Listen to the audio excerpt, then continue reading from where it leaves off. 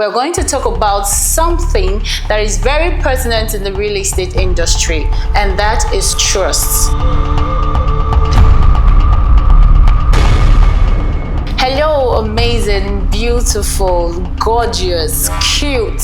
Welcome to Real Estate Roundtable. And of course, this is a space for all real estate CEOs, realtors, and of course, real estate scam victims. This is where you tell your story and you educate your audience. Real estate investment is one of the delicate decisions people make these days. And it is pertinent that whatsoever process they are going through, they must have trust. And they must have to trust somebody, somewhere, some organization, and some property to be genuine. My name is Irene Ugochi, and today I have Miss Peace Ufoma Iyo, popularly known as the Lady Real Estate. Hello, Lady Real Estate. Hello, everyone. Welcome to Real Estate Roundtable. Thank you for having me. You're welcome. So before we dive into the topic today, building trust as a realtor in the real estate industry, we would want to know how you started your journey. Okay. What was the inspiration? What was your first step? How did you get into real estate? Okay. First of all, my name is Ufoma Peace E, just like she said, and I'm popularly known as Lady Real Estate. My journey so far, right? Yeah. So interesting thing about my journey is that it's unlike every other journey. So it didn't start from I want to sell properties, I want to make people feel like they have gotten the best deal, or I want to help people to get genuine property. Yeah. It just started off as a random conversation with one of my younger siblings. Wow. And then he went on to say, why are you not even doing real estate? Really? In his ways, he actually said, why you know they do real estate? I was like, okay, there's something I should do about that, right? So I pondered on it, I thought about it, and then here I am. There you are. Being someone that I like things that are quality. I like to do things that I know about, right? Yeah. So I like to deliver quality. Exactly. So being someone of that, I had to now learn about real estate. Yeah. I had to go for training and got certified just to know more about the industry, because I don't want to deliver from a place of lack of, yes. So I had to know more about the industry before I eventually go into it properly. So you went through the process of learning. Yeah. You know, it's amazing how big ideas can come up from Random discussion. yeah, random and informal conversations, and it's, you know, ideas could come from anybody, anytime, anywhere. You can imagine, it came from my younger sibling. That's beautiful. So looking at our topic today, Okay. the role of realtors, which some people call agents, Okay. in building trust in the real estate industry. But personally, I'm not always comfortable with the word agent, because I feel they sound unlicensed. I agree with you on that. Yeah. They does sound like people that just want to sell land and then just move away with their money. Agent is a broad word. Yeah. I can be an agent for furniture design. I can be an agent for just anything basically, right? But if you are being specific, realtor, we know you are talking about real estate. Exactly. Some agents do series of things aside selling land. So there is no focus. You are selling land, you are selling bed sheets, you are selling air. There's no direction. There is no direction. So when you say someone is a realtor, we know that this is what you are doing. You are trained in that aspect. What's the best way for you to define trust in the real estate industry? Okay, from a realtor perspective. Yes. Trust simply means your client. Your client trusts you with their money. They trust you with their documents. Sure. They trust you with their land and their future. Real estate is capital intensive, right? Very, very. It's not something you can just wake up one minute, I want to go and buy land. You must have thought about it. You must have planned it. You must have made some financial adjustment just to get it. It's not moi moi. You're not buying it for 200 naira. You think that's the right one? It's not moi moi. So you have to be able to put yourself in a way that people can trust you. Yeah. So when clients are giving you money, they are trusting you with their life. Do you know how much somebody is putting 60 million naira? I don't want to say much, but that's basically it for me. So being able to handle people's money and people's life decision. Because apparently I know some persons acquire properties with their life savings. Most people do. Yes, might just buy them now because I will need them. Exactly. For future. Exactly. So they are trusting you with their future. And then it's not something anybody should play with. You don't want to jeopardize their future. You know this, the cases that happen in Lagos, right? Yeah. Where some person got properties and then somehow government came around and then they demolished their building and all that. If you see them on social media, they were crying. Why won't they? Because it's too much, right? It's too much. The money they have been saving for years, you invest it in something that you feel like is going to yield well for you. Yeah. That maybe like a retirement plan or something. Exactly. And then out of the blue, government comes. It's painful. It's really painful. It is. But on the other side, you know that most of this, let me say some of these properties that have been demolished, we are actually acquired through real estate, registered real estate friend. You are right. Yeah. Some of these properties are acquired through registered real estate, just like you put it, right? Now the thing about this thing is that some companies, they don't do proper findings. Some of them even know, but you want to make big gain. Exactly. And then you buy something before you got this thing, you know that this thing is happening. You want to use this rule for some government or acquisition for government purpose, right? And then for some reason you be like, well, I'm going to get X amount of money from this, or you probably have connection with someone in power. Some of them do have connection with someone in power. Sure. And then they'll be like, oh, my uncle or my friend is there, so I can go ahead with it. As if the government is their family business. And interestingly, there are still some that actually did thorough finding. Nothing was amiss, but then government still came and take it away from them. Yeah, but I think it will not be as harsh as the ones that it was obvious from the onset that this is government acquired. You're right. And the chances of those don't even happening is very slim. Just like Lagos Coastal Road. You know the popular landmarks, right? Yeah. That it was demolished because it was on the coastal way And the truth is that from the beginning, that was not part of the plan. Yeah. Some part of the land was not part of the initial plan, but somehow out of the blue, they needed it. But I think the government is supposed to give them some level of compensation. But then again, with the compensation be enough with the resources and what you to gain from it, like it's a lot. It's a lot. What are the challenges you faced? Because apparently people are skeptical. Very skeptical. People are really skeptical about who they give their money to. True. So they ask you about the land. You tell all the stories in the world that you know. You put out all your expertise. You say you show evidence. This land is not government acquisition. It's not government property. Yeah. It is dry land. It is prime location. It is genuine. We as a company, we've done our due diligence. And then the person will tell you, okay, let me go and think about it. So for you've invested time in trying to win these people sometimes over. It's up to 1 year. Exactly.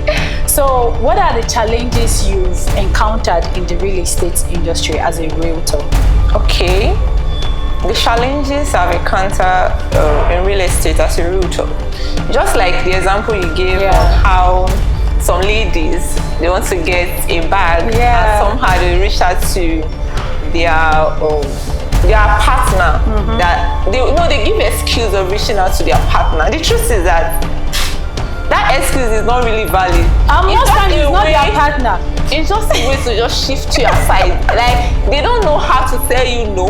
Yeah. So they look for a more, how how do I say it? Diplomatic way. Diplomatic way to just sideline you. Try not to basically. hurt your feelings. Yeah, especially when you know that you're putting so much effort, right? Yeah. But one thing I've come to realize in real estate is that most of the time is because they are not financially ready.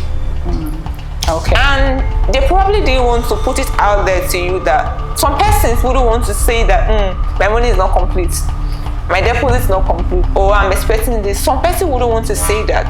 They will either ignore your messages, ignore picking your calls, or some of them will go far by saying they are no longer interested. Some of them will say they want to communicate with their partner. Anytime you hear I want to tell my partner, just know that just know that they're indirectly telling you that hold up, I'm not buying this now. I'm not buying this now. But you have to be patient, right? Just like every other business. You have to be patient, you have to be patient with them and keep reaching out to them. There's a client, let me just give you a story now. There's a client that I reached out to for 1 year. Wow. I followed up, I followed back, I followed through. I did all the following. I was reaching out to this client, and interestingly, he wasn't responding to most of the messages, but I didn't know he was reading them. He wasn't just ready. Yeah. And then out of the blue, he just reached out to me. Wow. And called me. He said, "Who from?" I was like, "Okay, so you know my name." And this property we're talking about, I want to see them.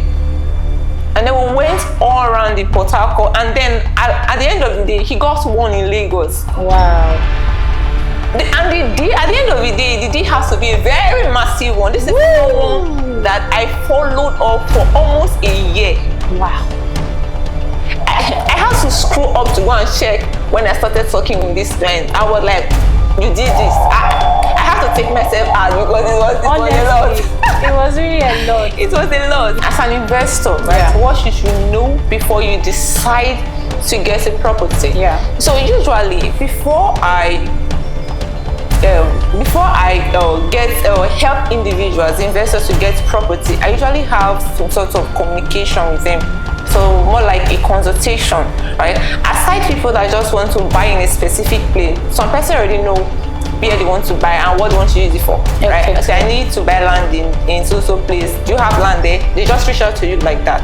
Why for those that actually want to invest, they want to build wealth through real estate, we have to have a sort of conversation. I ask you what you need the property for, right? And then from there, I will be able to tailor property that suits that need. I mean, it's not all property that suits in what you need. Sure. If you're looking for a long-term investment, like a long-term, looking at 10 years, and you also want to buy with inexpensive price, obviously, we are going to be looking at underdeveloped areas. Sure. Or probably a bit mid-developed area where real estate is already springing up. Sure. So if you're looking at places that you want to build on immediately, places that you want to use for short-let business immediately, places that you want to actively use right now, like you want to pay, and then you start using, meaning we're going to be looking at developed areas, obviously, like places like Eliozu, GRA, and those regions. It means you are going to bring more money. You have to bring more money. So I try to communicate this to my clients, and then from there I get to understand what they need it for, right? Just like I said, and I bring the properties, I pitch properties that suits that need, and then we go further to verify them. Yeah. Because it's very important. Very, very. Go further to verify them to ensure that the documents are right to the land. Right? They are right to the land. It's not, there are some survey plans. Okay, so sorry to cut you short. This investigation you're talking about, is it on your part to carry out as a realtor? Okay, so the investigation is at both parts. Okay. Right? So there are some investors that comes with, they usually come with their lawyers. Okay. And surveyors. Okay. Right? Some come with their lawyers and surveyors. I'm talking about investors. I'm emphasizing on that because they are investors. So those one comes with their lawyer, they come with surveyors. Right? But from your part, obviously, you'll not be marketing properties that you know that is not verified. So you have probably done your some level of due diligence. So when this investor come in with their surveyor and their lawyer, they will request for the property document. You are the one that will reach out to the developer. Okay. You'll be the one to reach out to the developer and send in the document, whatever they need in the document. So the lawyer will go through it, and then the surveyor will check if the registered survey plan that you gave them is right for the land, because a person can just draw something and so the surveyor the investor is bringing will ensure that the surveyor that is on the document is right to the land. Okay, so you go to companies, real estate companies, they hand you over the survey plan. They are not hiding it. Okay, so you as an investor can now take it to Ministry of Lands. So the thing is that, like I said, the investors will reach out to the realtor. Okay, yes. Right? You brought this land to my knowledge. How genuine it is the land rather. Or the land is the house of, or the realtor will bring all those information. Oh, really? If that's the case, please can I have the document? Because my lawyer and my surveyor want to vet this land. They want to go through it. So the realtors reach out. There are times where the investor just sent the lawyer's number, the barrister lawyer to the realtor, so they can communicate from that. But there are times where you send it to the investor and then you send it to the lawyer. They just do the checking and all that. Now you have done your part, but from the buyer part, they also need to do their part. In fact, I always advise the buyers to also do their part. I've done my part. I'm telling you that it's genuine. Go ahead and do your findings as well. So you direct them on how to do it? Yes, they have lawyers, they have surveyors, they can do their findings. It's like you buying tomatoes in the market, right? I'm telling you that this tomato is ripe and it's strong. You know this market where they can lie very well. They will tell you that the tomato is strong, soft, or what's the our break. I mean, it's not be break. I think in Delta we used to call this I think go something like that. Yeah. So we say this tomatoes now strong one. You have told me, right? Me, I want to check. Yes. Because most times they hide the soft ones underneath it and then use the strong ones. Yes, but then if after buying from that woman I realized that the tomato was actually strong, I go there next time it's strong, do you think I will be checking? Yeah, they'll buy. So trust is not necessarily built on one sales. It's a consistency. You cannot just build trust out of the blue. Consistently you build it. So when the person reaches out to you, it's okay, this person the person is honest. I can work with her. You do this again, is what she said. And then referrals start coming in. Do you know that? Do you know that your reputation? Do you know that your reputation can pave way for you more than an ad can do? You can run ads from January to December. What's your reputation? What's your credibility will bring to your table is a whole lot. Is a whole lot. A whole lot more. And people love going through someone that has done what they want to do. Okay. So and like, babe, you bought the land last year. Yeah. It's genuine, right? Please, can you link me up to the realtor? They don't want to go through any form of hassle. Right? So because they have that testimonial, they have somebody who had gone through that process, they feel, thank God.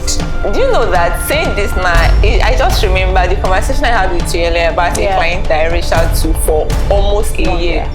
This client called me out of the blue after purchasing that property. I was like, hey, Ofoma, the land I got in Lagos, where is it again? I have a friend that also needs it. I didn't do the marketing, he did it. He did it for me. He did it for me. He don't call me out of the blue. That my friend wants to get. Pay anything. I don't even know the person. My friend wants to guess where I got from. I just see a plus there. That was just it.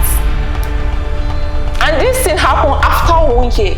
He didn't get anything from me that 1 year. I think the clients have been observing me. Yeah. He has been observing me. My interaction with the social media. And then he decided to buy from me. Now when his friend needs, he easily referred me.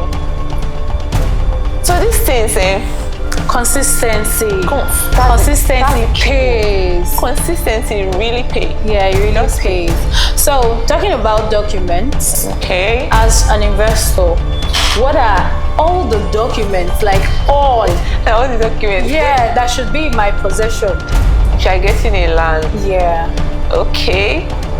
So let me take you like step by step procedure. Okay. So if you are getting a land, right? The first document obviously is a receipt.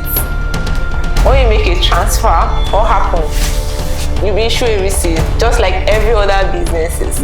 If you go to Nest, if you buy something from them, what happens? You're going to show them and then they'll give you a receipt. Your receipt will come in form of probably a printer, but at the end of the day, it's a receipt. It's a receipt, yeah. It's a proof that you made a transfer. You have purchased these documents. You have purchased these things, right? So in the same vein, when it comes to real estate, immediately you made your transfer. You have loved the land, you love everything about the land, you made your transfer. The first document you get is a receipt. Yeah. Right? Even before the receipt, there is a contract of sale. Okay. Right? You are agreeing to the terms of, that's the first thing, not even the receipt. Receipt is even the second document.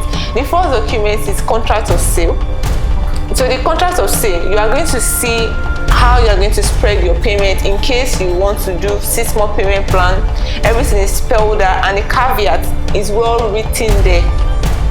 Right? Terms and conditions, everything you need to know about, everything is there. So that's more like a legal banding. Okay. I don't know what the Igbos call it when I think there's a name for it. This contract will say this Igbo transfer getting electronic, what they call it. Can't really remember. Yeah. So you get your contract of sales. Okay. Some company call it a subscription form. But if you go through the subscription form, you will notice that there are a lot of things underneath it. Yeah. Right. And then after that, you make a transfer. If you are doing like an outright payment, obviously you just made the full transfer. Then if you are up for installment, you pay the initial deposit and then you'll be issued a receipt. Now after the receipt, let's say you pay consecutively, you finish your payment, continue giving you receipt until you are done with your payment. When you are done with your payment, the next document that you'll be getting is your registered survey plan and your deed of assignment. That's the proper document that comes with the land. So if the land has probably a C of O, you also get that. So most times the document comes all in one, like at the same time, as long as you are done with your payment. You are getting those documents at the same time. And truly, if you are getting a land and you don't have a registered survey plan, you bought a land, you were given a receipt, you don't have a registered survey plan. You don't have a land. How do you know where your land is starting from, where it's ending? I'm emphasizing a registered survey plan because survey plans are not registered. Yeah. So survey plans are not registered. You can just have a piece of paper. As long as it's not lodged in with the Surveyor General Office, it is not a registered survey. Okay, so it's supposed to have a signature. Yes, a beacon numbers, everything has to be there. The Surveyor General, everything has to be well spelled out on it. Okay. But a random survey plan does not have all those things. Does not have a beacon number, does not have the stamp, does not have the Surveyor General signature and all that. It's not there. But a registered one does have it. A registered one is a survey plan that is true to the land. Okay. So you need to be very sure that the survey plan is well registered by an accredited surveyor. Right? You need to be sure of that. And then your deed of conveyance, or what some person also refers to, deed of assignment, right? You need to also have that. Very imperative.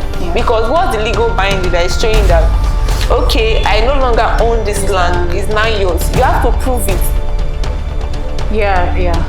What is the document that is showing that this land no longer belongs to me? Now I've seen that you made transfer, so anybody can make transfer to something. What is the legal binding? So the deed of assignment is that document that proves your ownership. This land has been transferred from me to you. So you need to be very sure that you have that, and it's well spelled out. Some documents are fake. Yeah, true. You need to checkmate the document. If you are, that's why it's advisable to get properties from registered, credible company. One thing is to be registered. Another thing is to be credible. True. So you have to ensure that the real estate firm it's not just registered, they are credible as well. And you can also go further, like I said, as an investor, to have your own lawyer. Okay. To do that the will check-ins. checkmate them to be sure that documents are real, right? So those documents are very important. And then the other document, like just like you want me to list all the documents, so there are quite a number of them. Right? Aside CFO, we have governor consent. Yeah. Now, how governor consent comes into place is when a CFO land, let's say I have a land that's a CFO land, right? And then you came in to purchase the land. You cannot go and do another CFO on top of my CFO. Okay. It's not done that way. This land already have a CFO, and then I'm transferring it to you because you paid me some level of money, or I'm even giving you as a gift, which means I'm going to be issuing deed of gift or so. So what happened is that you are going to get a governor consent if you want to go further by processing documents, right? You know, some person don't stop at register survey or deed of conveyance. So want to get land title to get CFO. Therefore, land already have CFO. You process deed. For land already have CFO, you need to get your governor consent. So that document shows that the governor consented to the transfer of the land to you. Okay. The other document, we have the gazette, right? Gazette. So this one comes into place where, say, gazette and a session work in hand. Let's say, originally all land belongs to the government, right? Yes. And then we now know again that most of this land, they are actually family land. Even if the constitution states that all land belongs to the government, but we know that this land belongs to some family, right? Some family actually owns this land, but now they have to give them, release some of the land for the government to use. I mean, the government wants to put schools that will be beneficiaries to their people, or they want to put market for them and every other infrastructure. So what happened is that the community add some of those lands to the government. Again, all land belongs to the government, so it's not really they are giving it. They're taking their land. So after some years, and the government later realized that they don't need this much land. Right, they don't need this much land.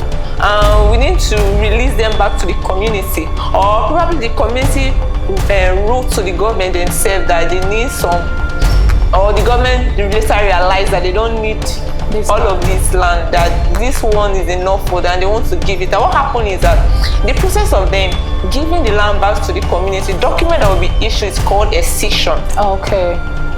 Right? So that document is called a section. Now, the section I don't want to agree that section is a completely safe document. So what if the government later will come the next morning that we did not really excite this land to you. We need this for something else. You'll definitely get it. So that's where gazette come into place now. After the land that be excited to you, which you already have a section as document, what happened is that ensure that the government is being published on the newspaper. True. If it's published on the newspaper, that's where gazette comes in. This land has been gazetted, so the land document will not be gazette. From a section to gazette. That is, gazette is what a published a section. I don't know if I'm explaining it. It's a lot, right? It's a lot. Putting it out to the public and say, see, this land has been excited. Thank you. You see it on the newspaper. So that kind of land, the document for such land is gazette. Not a section. Right? It's gazette. So a lot. It's been an amazing time. So going forward as a realtor, how do you build trust? How do I build trust? So, like I said before, trust is not built from just one sale, and trust is not something that you can just get out of the blue, right? You need to put in some level of work, right? You need to be proactive. And then one way to build trust is, number one, you need to be transparent. You need to be transparent. Because I cannot understand why realtors why some realtor hold some information. I really cannot understand it, because at the end of the day, the client is coming to the site Exactly. to see the land. So why are you hiding all the information or some information away? But sorry to cut you short. I feel people who hide this information is basically these agents. Because those people, talking about this agent? because I know what they do. One of them stood a relative of mine up on the road to see land, to inspect. We know that real estate companies don't pay inspection fee. No. I they don't pay, but then some private, let's say you want to take some person actually take fee. Some person do, but I'm talking about the body, the real estate company. They don't. Good. So this one came as an agent. Okay. Land. He stood them up in the middle of nowhere, because they refused to give him money there and there. And you know one thing is, they are very fast at collecting that their money. Because inside their mind, they know that you might not even want to buy this. You might not. Yeah. Money for, what do they call it? Money for hand. Money for hand, bed for grand. Yeah, so anyhow. Exactly. I still carry something. Back for grand. Yeah, so I feel like it's very imperative for us to be transparent as Realtor. Very transparent. Let me just give you what happened recently. So there's this land that I was selling at, I don't know if I should mention the area. Mention. So at Eliozu. Okay. You know that Eliozu is not a completely dry land. We all know that. Okay. It is not a completely dry land. This Giwaki Road region is not. But does that mean that it's a bad investment? No. Okay. Does it mean it's a bad investment? No. Their house is there. Yeah.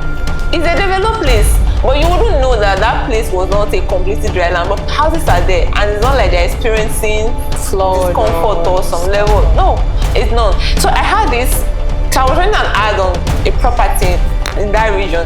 So there's this client, two clients actually, in fact, what's his two? Let me just speak about this two, right? So one of them said he need that place for a dentistry. Like, she's a dentist, so she's looking for it's a clinic that I want to build and all that. So she told me her budget. She already saw the price for the land, and it was pricey, of course, in the developed area. Yeah. Now, looking at the price and the money I'm going to get from it, I can easily just sell the land to her. Yeah, without giving her the full information. But the truth is that that location will not suit her business. It's not the entire location per se where the estate is. It's not in a place where, how do I explain it? It's not the entire site. Yes, it's not in a place that can try for commercial purpose. Yes, it's strictly for residential. So if you're building a clinic there, it's not going to be like when you put it along the road or you put it in a particular spot. There are spots in Giwaki Road that we yield very well for it. But I know in my heart of heart that this place will not serve this purpose. I told her, I said, okay, so this land I have here will not serve this purpose for you. It is more suitable for residential. And even if you want to go into commercial with it, has to be for, let's say, shortlets. Right? It's not for that kind of business that you want to do. So I will look out for other places for you. The lady was shocked. Now, do I want the money? Of course I do. Of course you want. But do I have to? No. Corners, no. I don't need to do that, because my goal is to ensure that I sell properties to people that they will be happy that they did, that they bought from me.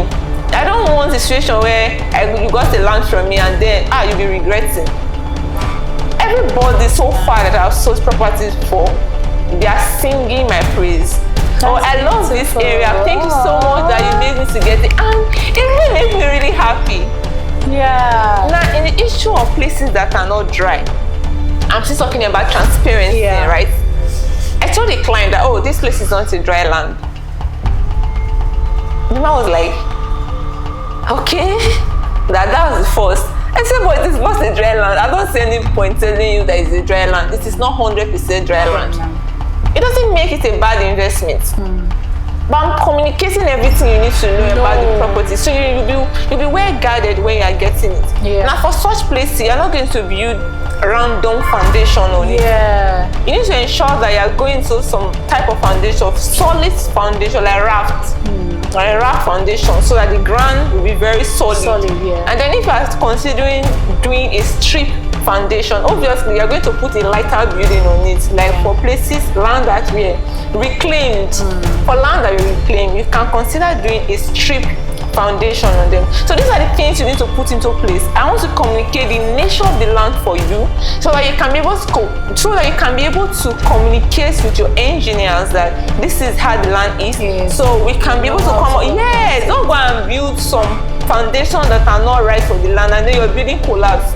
So I'll even tell you know me, just this. No, so that's the thing. So if you're transparent with these people, they'll be able to know how to come to avoid future menace and all that. So it's very important that as a realtor, you are transparent.